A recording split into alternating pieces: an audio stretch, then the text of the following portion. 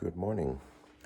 So today's topic is really the Sonata Form, but I need to recap on something to refresh your memory or to plug in maybe some missing blanks in your understanding of the circle of fifths.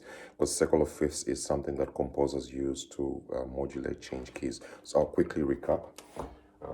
The circle of fifths, we have the circle. The circle has two sides to it. There is the sharp side and there is the flat side. Okay, now over here I'm going to write out the alphabet. I'm going to write it twice. Okay, can you see that? Yes, you can. Right, it will make sense in a bit. I'm sure you remember your major scales are composed of whole, whole, half, whole, half. Right, that gives you the formula. If you don't have that, then it doesn't sound quite like this. This is how it would sound. You have the do, da, da, da, da, dee, da. That sounds like correct, but if you don't place the notes correctly, like add the sharps and flats correctly to get that, then it sounds a little bit off. So our key signature without a sharp or flat is C. That's our starting point. That's our home point. When you go on the piano keyboard, when you start on C, everything is arranged in order. So C, to get to the next scale, we move up because it's a sharp side. Here is the piano. When we're moving in that direction to the right, you're going up in pitch. When you're going to the left, you're going down in pitch, which is why this is the sharp side and the flat side. So on the sharp side, we count in that direction, which is going sharp. On the flat side, we'll count or read in that direction, read and count in that direction. So we are on C. To get the next scale, we go 1, 2, 3, 4, 5. That gives us G. So inside we'll put the scales. Then you already know, I'm sure, that G major has one sharp, which is F. Okay. To get the next scale, we count up 5. So we're on G right now. We go 1, 2, 3, 4, 5, and gets us D. We carry that down, carry that forward. D will have F sharp. To get the next scale, the next sharp as well, we do the same. We count from F, 1, 2, 3, 4, 5, and that gives us C. Then we have the next scale is going to be A because we're counting from D, 1, 2, 3, 4, 5, F, C, and again from C we count 5, 1, 2, 3, 4, 5. I'm going very quickly because it's just to recap. G. Next scale, that was a 3 o'clock, so 3 sharps. 4 o'clock we're on A, so it's 1, 2, 3, 4, 5 gives us E. So in terms of the sharps, we have F, C, G, D, F, C. We carry those down again. F, C, G, D. The next one is going to be from D. 1, 2, 3, 4, 5 gives us A. I'll do the others quickly so that we're not spending too much time. So using the same counting in fifths, F, C, G, D, A, E. Then on your 6 o'clock, because your F has already been sharp, okay? So that's called F major, F sharp major. So that will be F, C, G, D, A, E. Actually, A, E. 1, 2, 3, 4, 5. What did I do? Yeah, that's it. That's correct. Okay. Moving on to the flat side, because we're going in the left direction from C, we count 5 backwards. So that will be 1, 2, 3, 4, 5 gives us F. You will know that F major has a B flat on it, right? We do exactly the same thing. So F, 1, 2, 3, 4, 5 gives us B flat major because it's flattened. That will be B and E flat because B is there. 1, 2, 3, 4. Oh, wait. 1, 2, 3, 4, 5, E, right? Next one will be, our scale is B. We count that back 5. 1, 2, 3, 4, 5 will be E. E flat major, which is B, E, A. Same thing, we'll have A flat major, B, E, A, D, G.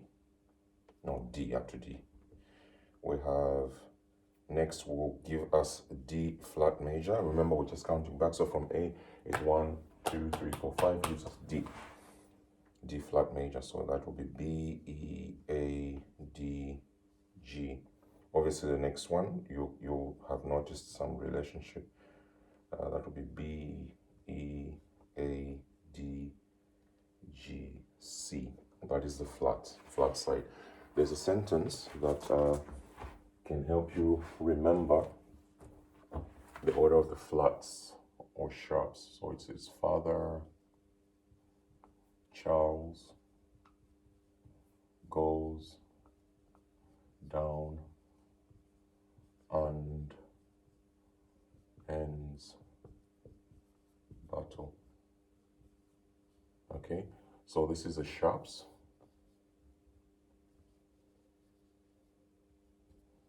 And going in that direction is the flats.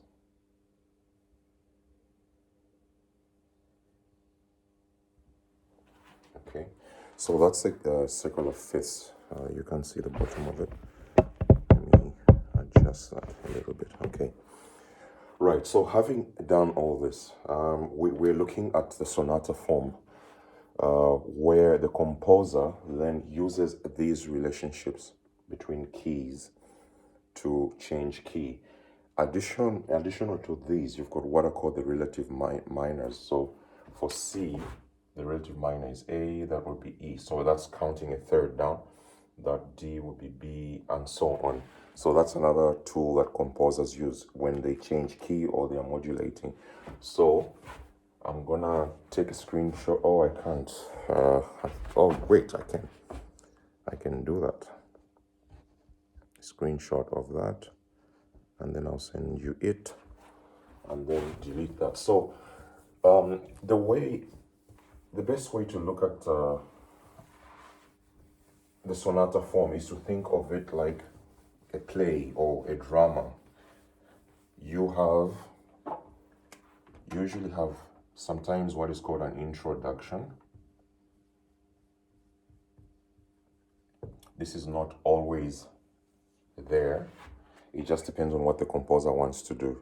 Some composers have an introduction, some do not. So you have a little introduction, and then you might have another section. Well, not another section. The next section is called the exposition.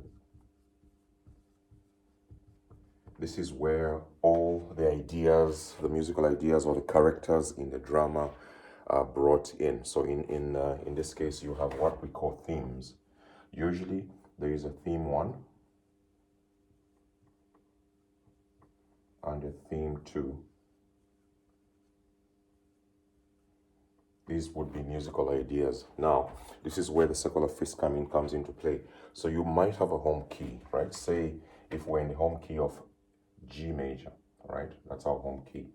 Starts in G major. Composers tended to modulate or change key into what is called the attendant key. The attendant key of any key is the next note in the sharps in this direction. So in this case, we would go into D major. You see that relationship, G, D. You have C, you have G, D. So that's what they would do.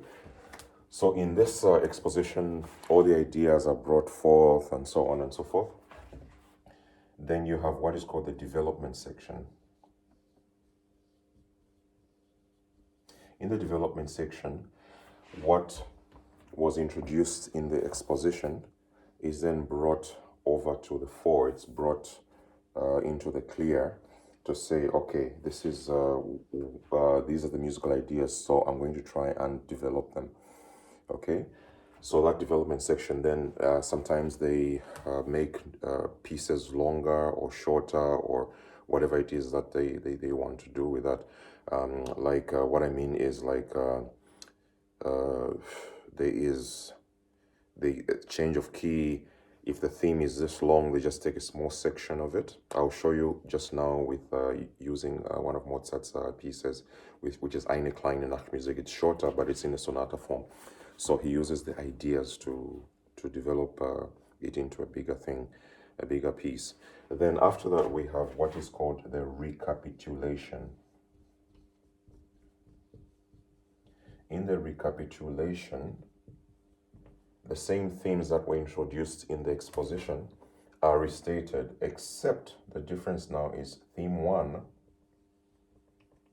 Okay, you can't see that now. Theme 1 is in the home key of G. Theme 2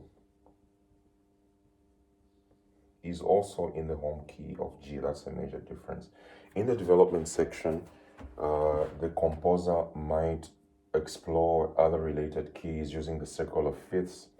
So you might move backwards, for example, in the circle of fifths. Up here we had C major. So the composer might move in that direction or go into the relative minor. So you might go into E minor, or in the new key, go into B, in the new key, go into A minor, and so on, right? So those are the kinds of relationships that composers use to keep their ideas together. Okay, I'm going to end this video now, and then I'm going to move to the piano, and I'll send you the score for the Mozart piece that we're looking at, Eine kleine Nachtmusik, and then we can look at that together. So I'm going to take a screenshot of that as well, so you can keep that. Okay, so in the next video, which I'm just going to record now, I will show you what is happening. I'll use the piano to start with, then I'll play the piece for you.